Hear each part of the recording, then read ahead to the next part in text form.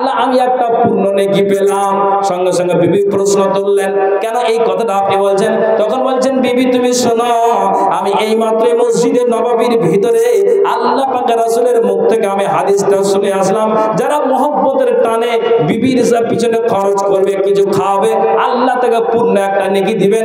অতএব সংসারে ঝামেলা আনতে চাই না। যেমন দুনিয়াতে আমার আর তোমার মহব্বত ভালোবাসাটা আছে, কিয়ামতের দিন যেন দুজনের সাক্ষাৎ হয় আর দুজন যেন একই জান্নাতে যেতে পারি। একবার জোরে বলুন সুবহানাল্লাহ। এই জন্য নবীজি বলছেন, ওয়া আন ইবনে মাসউদিল বাদরি রাদিয়াল্লাহু তাআলা আনহু قال قال رسول الله সাল্লাল্লাহু আলাইহি ওয়াসাল্লাম। ইবনে মাসউদ থেকে হাদিসটি বর্ণিত। নবীজি আমার বলছেন, ক্বালা ইযা আনফাকার রাজুলু আলা আহলিহি ইহতাসিবুহা ফাহুয়া লাহু সাদাকাতুন। আল্লাহ পাক রাসূল বলছেন, শোনো, তুমি যা কিছু তোমার বিবির পিছনে খরচ করো না কেন, তুমি 10 টাকা করো, 1000 করো, 500 করো, যেটাই তুমি খরচ করবে তোমার পরিবারের জন্য, নবীজি বলছেন ফাহুয়া লাহু সাদাকাতুন, এটা তোমার জন্য সাদকা হিসাবে গণ্য হয়ে যায়। এই জন্য বিবিদেরকে বলা হচ্ছে, তোমার স্বামী ইনকাম করে নিয়ে এসে দেয়, ওটাতে তুমি সহ্য সবর করে নাও।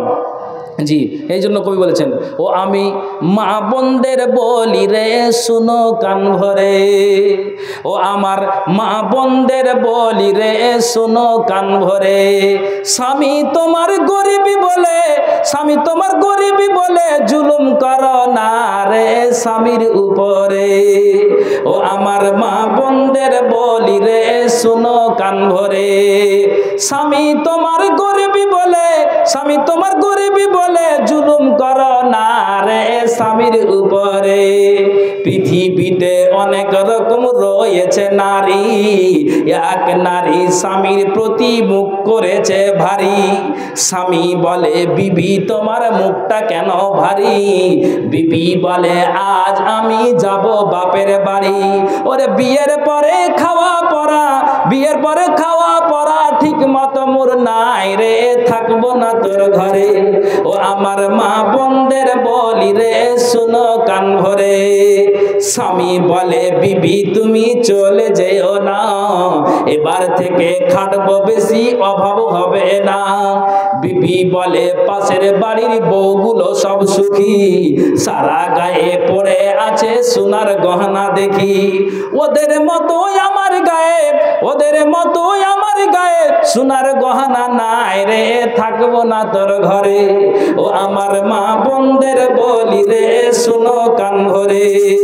স্বামী তোমার গরিবী বলে, স্বামী তোমার গরিবী বলে জুলুম করো না রে স্বামীর উপরে, স্বামী বলে গরিবী মানুষ কোথায় ওগো পাবো, সোনার গহনা কেমনে আমি কেনে তোমায় দিব, এই কথা শুনে বিবি খাওয়া দাওয়া ছেড়ে স্বামীর সাথে ঝগড়া করে যাই তেড়ে তেড়ে, বলে তোমার ঘরে জীবন দিব, বলে তোমার ঘরে জীবন দিব, মরবো তোর ঘরে রে বুঝবি তুই পরে, ও আমার মা বোনদের বলি রে শোনো কান ভরে, স্বামী তোমার গরিবী বলে, স্বামী তোমার গরিবী বলে জুলুম করো না রে স্বামীর উপরে।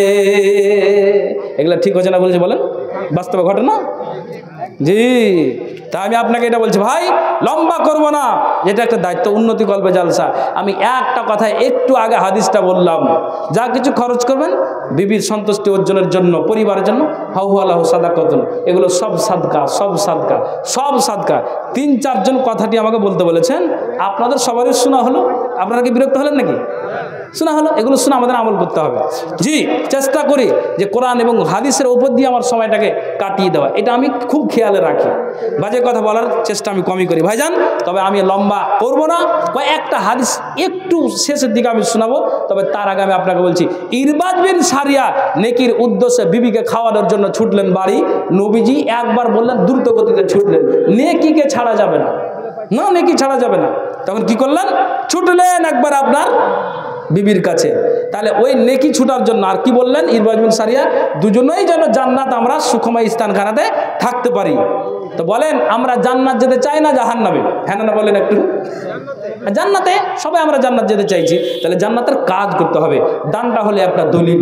ভাই আপনারা কেউ উঠে যাবেন না, আমি ওটা অনুরোধ জানাচ্ছি, আপনারা কেউ উঠবেন না, আপনারা বসে থাকেন।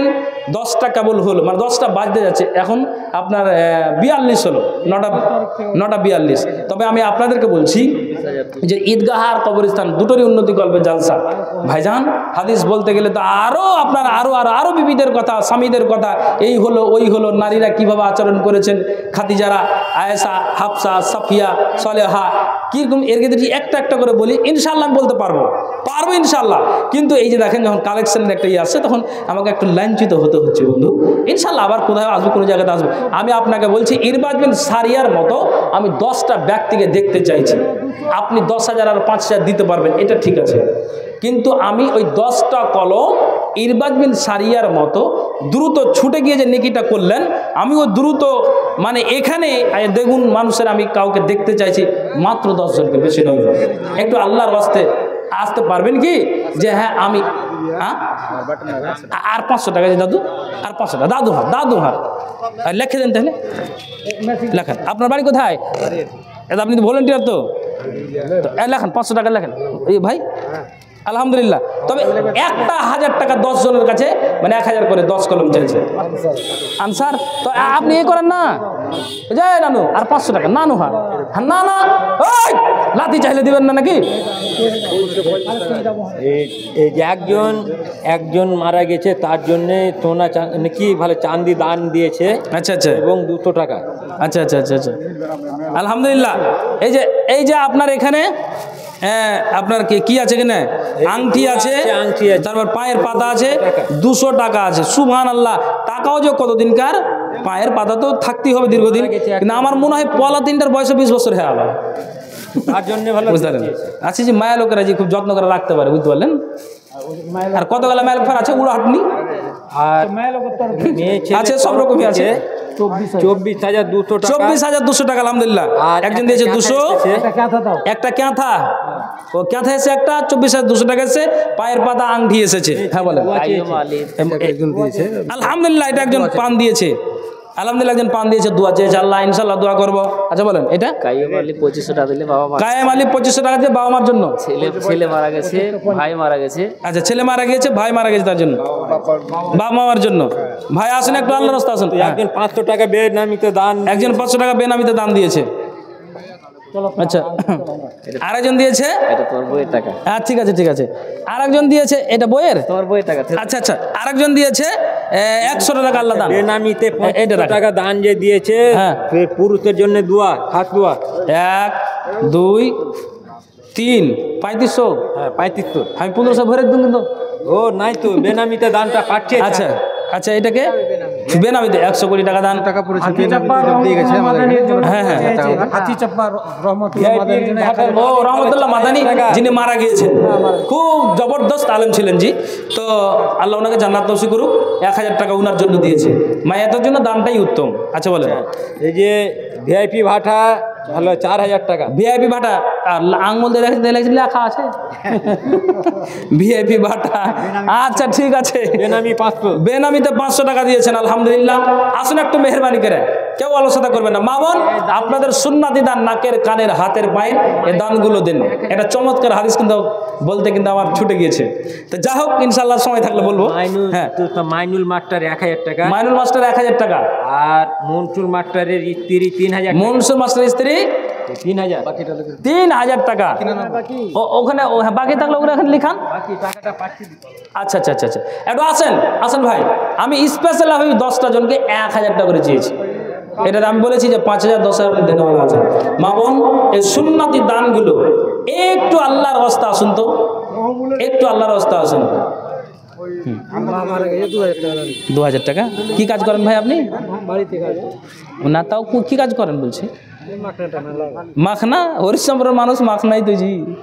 আচ্ছা আচ্ছা, কিছু বাড়া করা যাবে না নানু? কেন একটু দেন, চাই। আর 1000 টাকা দেন তো ভাই। তো এই লেখে লেখেন ওরে হার ভাই রে, যান। আপনার শুনেন, আপনার জন্য দোয়া করে দিছি, সারাদিন পান্তে নামে থাকবেন, ঠান্ডা লাগবে না, দেন। আচ্ছা, রেডি করেন, লেখেন। আলহামদুলিল্লাহ। আরেকজন দিয়েছেন, 1000 টাকা একজন, আলহামদুলিল্লাহ মাশাআল্লাহ। মা বাবা শ্বশুর শাশুড়ির জন্য 1000। ওই ভাই আমার দিয়েছেন 3000 টাকা। 1000 টাকা লিখে দেন ওখানে, ওই যে ভাই আসছে। আর 2000 টাকা আমার হাতে দিয়েছে, মাশাআল্লাহ।